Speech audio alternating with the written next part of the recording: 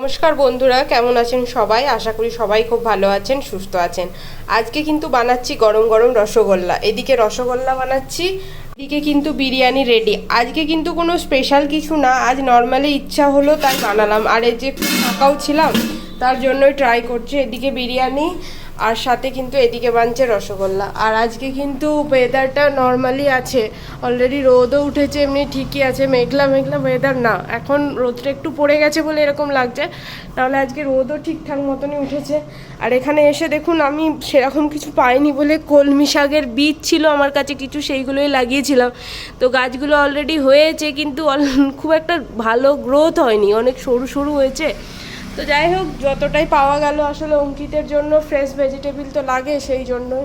আর কালকে কিন্তু একটু ঝড় হয়েছিল, তো ঝড়ের ফলে কিন্তু আম গাছের একটা বড় ডাল ভেঙে পড়ে গেছে দেখুন। আর অঙ্কিত ওখানটাতেই খেলে, আর অল্প ঝড়েতেই যদি এইভাবে ভেঙে পড়ে, আর একটা ডাল কিন্তু ভেঙেও আছে।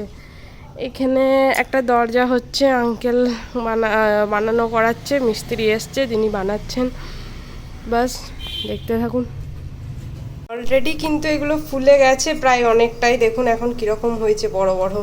এই দেখুন, হচ্ছে তো হতে থাক, শেষ পর্যন্ত দেখা যাক। আসলে যতবারই ট্রাই করেছি ততবারই হওয়ার জায়গায় গলে গেছে, এই ফার্স্ট টাইম এরকম বড় বড় ফুললো। তো দেখি কতদূর কি করতে পারি, শেষ পর্যন্ত দেখাবো আপনাদেরকে। ট্রাই করলাম, আসলে এখানে রসগোল্লা সেরকম ভালো পাওয়া যায় না, তো ওই জন্যই আসলে কলকাতা স্টাইলের রসগোল্লা আমরা ঠিক কোথাও পাই না। তো দেখা যাক শেষ পর্যন্ত কি হয়। রসগোল্লা কিন্তু অনেক ফুলে গেছে, তো এরপর আমি টেস্ট করব যে এগুলো হয়েছে নাকি। তার জন্য কিভাবে টেস্ট করব, তো একটা বাটিতে জল নিয়ে একটা ফেলে দেখব, যদি ডুবে যায় তাহলে কিন্তু এগুলো হয়ে গেছে। দেখে তো মনে হচ্ছে হয়েই গেছে পুরোপুরি। এরপর আমি কিছুক্ষণ এগুলো রেস্টে দিয়ে তারপরে এগুলোকে রসে ডুবাবো।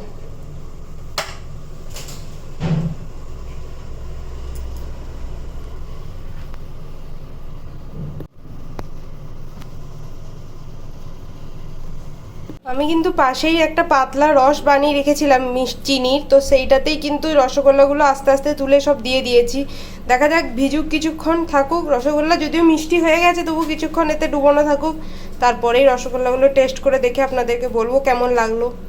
চলো, দুপুরের খাবার মোটামুটি দিয়েই দিয়েছি, রসগোল্লা আর সাথে বিরিয়ানি। জানি যদিও কম্বিনেশনটা ঠিক না, তবু দেখা যাক কীরকম লাগে, কীরকম বলে। বরের কথা মতো রসগোল্লাগুলোই ভালোই হয়েছিল। যাই হোক, তো আজকে কোনো কারণ ছাড়াই বানিয়েছিলাম, কারণ একটু ফাঁকা টাইম ছিল তাই বানিয়েছিলাম। তো ভিডিও ভালো লাগলে দয়া করে like, comment, share and subscribe করবেন। আজকের মতো ভিডিওটা এতটাই, দেখা হচ্ছে আবার পরের ভিডিওতে। নমস্কার।